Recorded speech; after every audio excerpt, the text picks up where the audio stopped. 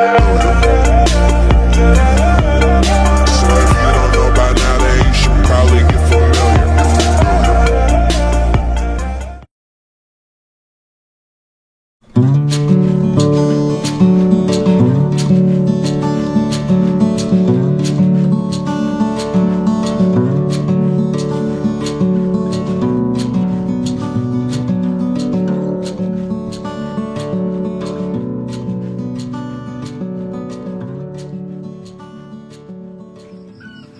Bismillahirrahmanirrahim. Assalamualaikum warahmatullahi wabarakatuh. Jumpa lagi sahabat tani, sedulur tani dimanapun berada.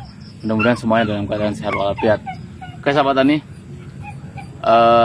hari ini kita akan coba berbagi mengenai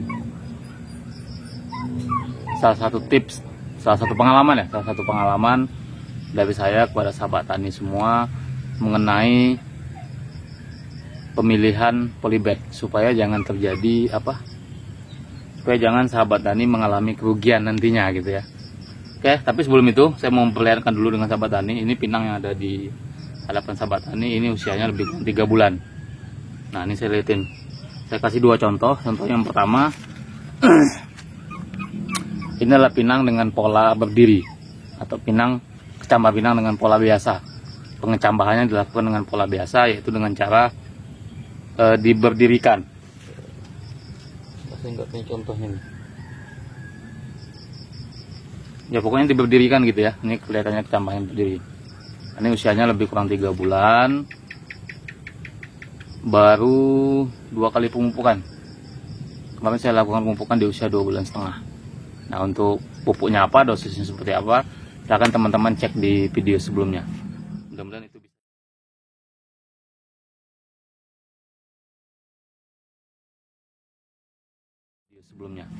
Mudah-mudahan itu bisa jadi referensi. Nah, ini yang pola berdiri ya teman-teman. Nah, ini satu lagi saya perlihatin dengan usia yang sama. Cuman ini polanya pola terbalik. Kelihatan ya cambahnya teman-teman ya, terbalik. Nah, memang terbaliknya tidak terbalik tidak terbalik 90 derajat, tapi agak mereng gitu, agak miring gitu teman-teman. Nah, ini usia yang sama, lebih kurang 3 bulan. Tuh, kelihatan ya. Diameter batangnya lumayan, ada sekitar lebih kurang 1 jari lah ya, 1 telunjuk nih, kelihatan ya. Oke teman-teman, ini saya coba share atau berbagi pengalaman. Tapi dulu, tunggu sebelumnya. Nih saya liatin dulu. Bagi sebagian orang, bagi yang awam, mungkin akan kaget atau akan melihat sesuatu yang wah gitu ya ketika ngelihat pinang bercabang 2 atau bertunas 2. Tapi dalam dunia perpinangan ini hal biasa, sama lah seperti nih kelihatan ya, tunas 2. Nah, sama lah seperti sawit, hanya saja perbedaannya sawit sebagian orang itu sering dilakukan pembelahan. Jadi dari satu biji kecambah, ketika dia bertunas 2 itu merupakan keuntungan, ada bonus, dibelah nanti baru dibesarkan. Kalau di pinang saya belum pernah nih mencoba dibelah, apakah bisa apa enggak, belum pernah lihat juga gitu kan. Selama ini ya hanya ada 2 opsi. Yang pertama ya dibiarkan dia tumbuh, kemudian yang kedua bunuh salah satunya atau dipotong salah satunya, karena kalaupun nanti besar tetap satu di antara 2 ini akan kalah, tidak akan pernah sama besar gitu ya. Nanti suatu saat kita coba review mengenai pinang kembar lah gitu ya, pinang tunas 2 ini. Malah ada yang sampai tunas 4 loh teman-teman, saya pernah ketemu itu. Nah, hari ini saya ingin berbagi dengan teman-teman semua mengenai pemilihan polybag supaya tidak terjadi kerugian bagi teman-teman.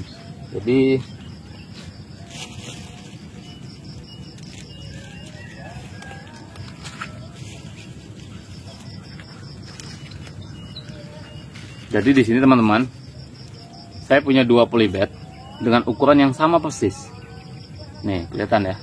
Dengan ukuran yang sama persis, hanya saja yang membedakan adalah tingkat ketebalan daripada polybagnya. Nah, disinilah kita perlu jeli supaya jangan sampai mengalami kerugian ya. Yang pertama yang harus kita lakukan, kita harus pikirkan dulu, ketika kita melakukan pembibitan pinang petara di dalam polybed, memindahkan ke cambahnya, kita harus mempertimbangkan kita ini mau memindahkan ke lahannya nanti, atau bagi yang menjual, kita mau menjualnya nanti itu pada usia berapa. Kalau kita mau menjual pada usia yang ya sebutlah di angka usia 3 bulan mulai dijual, 4 bulan, 5 bulan.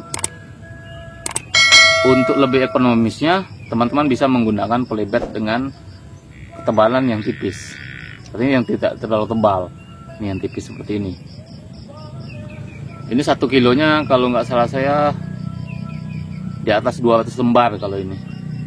Kalau ini nggak sampai, paling sekitar 150. Ya lebih kurang itulah. Nah, artinya kan kita menang banyak nih kalau kita beli yang tipis. Nah, hanya saja ini kan tidak bisa tahan lama.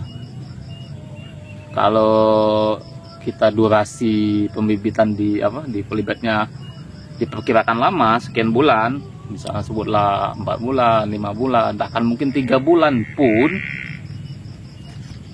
ini akan pecah teman-teman, akan sobek. Nah, ini contohnya saya ambil satu. Nih, ini kelihatan ya, ini sobek. Ini sama persis dengan yang ini, yang tipis. Nih, sobek nih teman-teman. Tinggal lagi saya juga tidak bisa memastikan, benar-benar memastikan apakah sobek ini karena memang dia nggak bisa tahan lama. Padahal ini baru lebih kurang 3 bulan ya. Nggak bisa mastiin apakah memang benar-benar polybednya nggak bisa tahan 3 bulan. Karena kebetulan tidak semuanya yang sobek, tapi banyak sudah kelihatan sudah kurang bagus polybednya. Nah, bisa jadi juga memang polybed ini udah lama di toko, barang lama gitu kita pakai, bisa jadi suka seperti itu. Artinya teman-teman juga harus hati-hati pada waktu membeli, silahkan dicek betul ya. Nah, kalau untuk durasi yang lebih lama lagi, sebutlah misalnya teman-teman mau melakukan pemindahan ke lahan di usia setahun misalnya, bisa setahun ya, saya sarankan menggunakan polybed yang ukuran tebal. Nggak apa-apa kita rugi polybednya, tapi nggak rugi nanti, nggak rugi atau nggak susah nanti pada saat melakukan proses pemindahan, karena dikhawatirkan pada waktu proses pemindahan ya terjadi bola tanah yang ada di dalam polybed pecah karena polybednya sobek, kan sayang tuh, kasihan jadinya. Jadi itu perlu dipertimbangkan teman-teman. Nah, jadi untuk rekomendasinya hari ini saya sarankan dengan teman-teman, ketika memang teman-teman ingin melakukan pemindahan polybed di usia standarnya mungkin 7 bulan, 8 bulan, 9 bulan, atau mungkin di atas 1 tahun, saya sarankan menggunakan polybed dengan ukuran yang tebal ya. Kemudian untuk ukuran besar kecilnya polybed, silahkan dicek video yang ini.